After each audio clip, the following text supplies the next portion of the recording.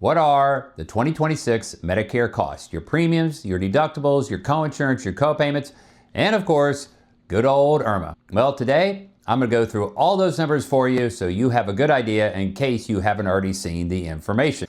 Let's start with Part A. Part A is premium free providing you have paid in or you are married to someone who has paid in for the 40 quarters. Otherwise, you are paying $565 per month.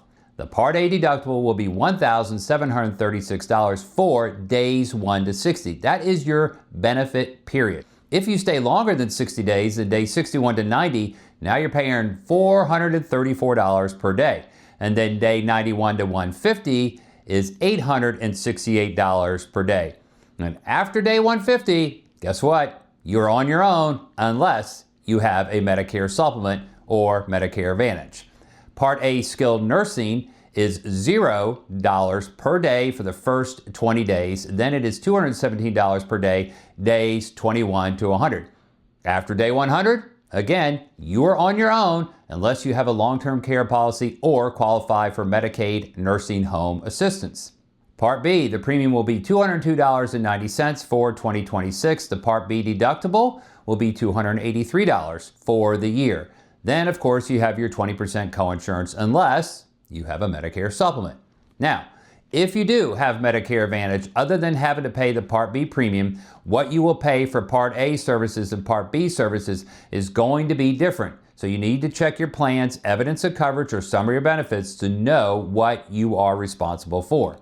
The Part D late enrollment penalty will be 39 cents per month for every month you haven't had it for any period of time greater than 63 days since you were first eligible for Part D, which is usually when your Part A started. Now, if you had credible coverage, then you don't have to pay the late enrollment penalty. But sometimes don't be surprised if you still get a notice that you have one. So you got to make sure you pay attention. And if you get a late enrollment penalty and you shouldn't have had a late enrollment penalty, then you need to appeal that. And speaking of appealing, let's talk about IRMAA, the income-related monthly adjustment amount. This is based on your modified adjusted gross income. Note, if you file jointly, the first 3 income levels that I'm going through are going to be double before you get hit with the IRMAA. So income level number 1 is $109,000 to $137,000 per year. You're going to get an additional $81.20 per month for a total now for your Part B premium of $284.10.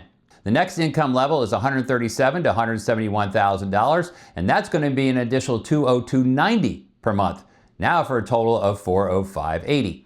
If your income is $171,000 to $205,000, now it's an additional $324.60 per month for a total of $527.50.